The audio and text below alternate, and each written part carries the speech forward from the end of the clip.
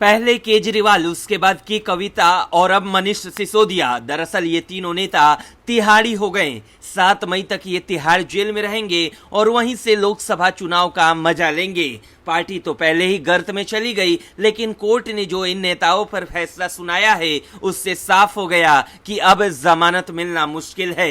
दिल्ली शराब नीति में कथित तौर पर हुए घोटाला मामले में तिहाड़ जेल में बंद मनीष सिसोदिया को सीएम अरविंद केजरीवाल और के कविता की तरह ही राहत नहीं मिली। मनीष सिसोदिया की न्यायिक हिरासत को भी कोर्ट ने 7 मई तक बढ़ा दिया। कल यानी मंगलवार को ही दिल्ली के मुख्यमंत्री अरविंद केजरीवाल की न्यायिक हिरासत भी कोर्ट ने 7 मई तक बढ़ा दिया है। बता दें कि बुधवार को सीबीआई मामले में चार्ज फ्रेम करने पर अभी शुरू नहीं करने की मांग वाली याचिका पर राउज एवेन्यू कोर्ट ने सीबीआई से जवाब मांगा और उसके बाद राउज एवेन्यू कोर्ट ने सीबीआई मामले में मनीष सिसोदिया की न्यायिक हिरासत 7 मई तक बढ़ा दी। राउज एवेन्यू कोर्ट में मामले की अगली सुनवाई 7 मई को होगी। दिल्ली के राउज एवेन्यू कोर्ट में अजब सा माहौल था जब जज नाराज हो गए और वकीलों ने माफी मांगी। दिल्ली शराब नीति से जुड़े सीबीआई मामले में चार्ज फ्रेम करने पर अभी शुरू नहीं करने की मांग वाली याचिका पर राउज एवेन्यू कोर्ट ने सीबीआई से जवाब मांगा। कोर्ट ने सीबीआई मामले में मनीष सिसोदिया की न्यायिक हिरासत 7 मई तक बढ़ा दी। राउज एवेन्यू कोर्ट में मामले की अगली सुनवाई 7 मई को होगी। आरोपियों के वकील ने जज से कहा कि हमने कोर्ट रूम से वॉकआउट नहीं किया था, हम उसके लिए माफी मांगते हैं। इस पर जज ने नाराजगी जताते हुए कहा कि हमने पहली बार इस तरह का बर्ताव देखा। जैसे आपकी दलील पूरी हुई आप सभी कोर्ट से बाहर चले गए थे। ये किस तरह का बर्ताव है कि आप सभी कोर्ट से बाहर बिना कोर्ट से इजाजत लिए और कोर्ट को बिना बताए चले गए थे।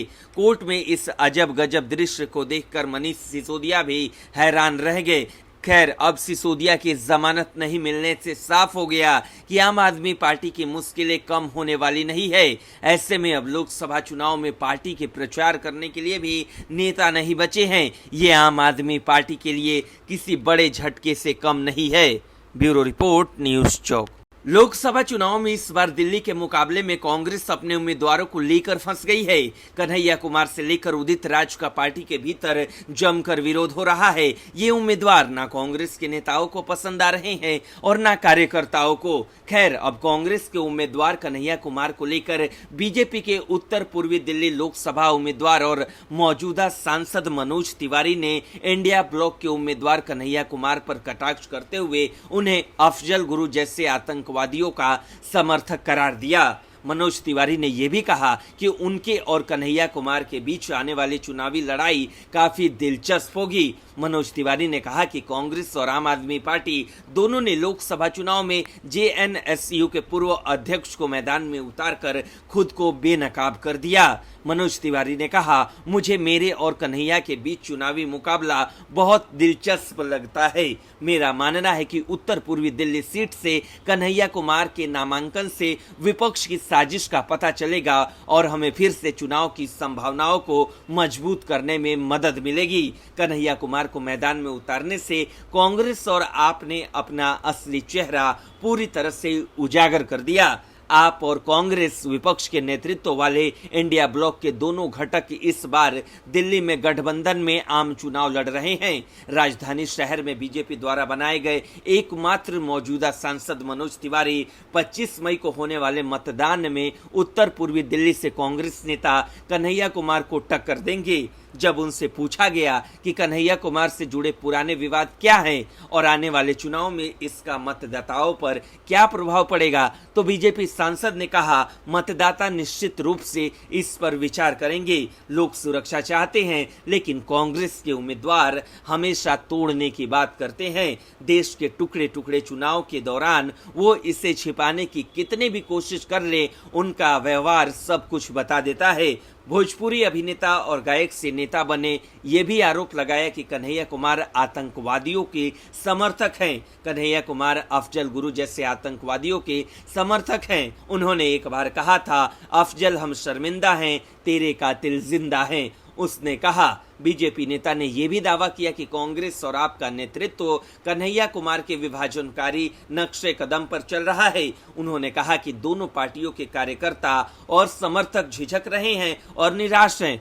विशेष रूप से तिवारी की उत्तर पूर्वी दिल्ली फरवरी 2020 में दंगे की चपेट में आ गई थी, जिसके परिणाम स्वरूप लगभग 50 लोगों की मौत हो गई और सैकड़ों लोग घायल हो गए। इसके अलावा सार्वजनिक और निजी संपत्तियों का भारी नुकसान हुआ। उत्तर पूर्वी दिल्ली निर्वाचन क्षेत्र में अल्पसंख्यकों की एक बड़ी आबादी है, जिसमें बिहार और पूर्वी उत्तर प्रदेश के लोग का प्रभुत्व है, जिन्हें पूर्वांचली कहा जाता है।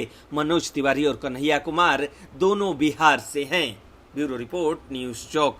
दिल्ली में कथित शराब घोटाला मामले को लेकर आम आदमी पार्टी और बीजेपी के बीच सियासी बयानबाजी का दौर थमने का नाम नहीं ले रहा। इस मामले में दिल्ली के मुख्यमंत्री अरविंद केजरीवाल न्यायिक हिरासत में तिहाड़ जेल में बंद हैं। राजनीतिक आरोप प्रत्यारोप के बीच केजरीवाल की मुसीबत कम होने का नाम नहीं ले रही। इस मामले में ईडी जल्द ही विशेष अदालत में पूरक आरोप पत्र दाखिल करने वाली है। टीआरएस नेता की कविता भी इस मामले में आरोपी हैं और वे फिलहाल न्यायिक हिरासत में हैं। नियम के मुताबिक ईडी को 60 दिनों के अंदर अदालत में आरोप पत्र दाखिल करना होता है और कविता के मामले में 15 मई तक जांच एजेंसियों को आरोप पत्र दाखिल करना है। ऐसी संभावना जताई जा रही है कि पूरक आरोप पत्र में दिल्ली के मुख्यमंत्री अरविंद केजरीवाल और आम आदमी पार्टी को भी आरोपी बनाया जा सकता है।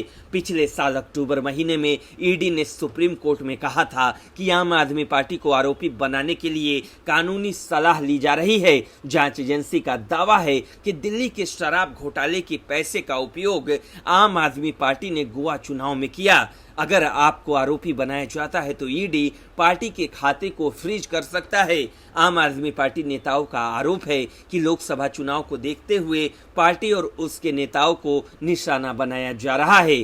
दिल्ली के मुख्यमंत्री अरविंद केजरीवाल न्यायिक हिरासत में होने के बावजूद पद से इस्तीफा नहीं दिया है। आप नेताओं का कहना है कि केजरीवाल मुख्यमंत्री बने रहेंगे और वे जेल से ही सरकार का संचालन करेंगे। इस बीच बीजेपी केजरीवाल के इस्तीफे की मांग कर रही है। वहीं केंद्र सरकार दिल्ली की मौजूदा राजनीतिक हालात पर नजर बनाए हुए हैं। केंद्रीय गृह मंत्रालय जल्दबाजी में कोई कदम नहीं उठाना चाहता है। गृह मंत्रालय केजरीवाल द्वारा सभी कानूनी विकल्पों का प्रयोग करने और अदालत से राहत नहीं मिलने की स्थिति में ही कोई कदम उठाएगा। हालांकि एलजी द्वारा आम जन से जुड़े मुद्दे पर दिल्ली सरकार की ओर से फैसला न लिए जाने की जो बात बताई गई है, उसका भी गृह मंत्रालय अध्ययन कर रहा है। ईडी की हिरासत को चुनौती देने वाली केजरीवाल की याचिका पर सुप्रीम कोर्ट 29 अप्रैल को सुनवाई करेगा। सुप्रीम कोर्ट की सुनवाई के बाद केंद्र सरकार दिल्ली को लेकर कोई बड़ा फैसला ले सकता है। ब्यूरो रिपोर्ट, न्यूज़ चौक।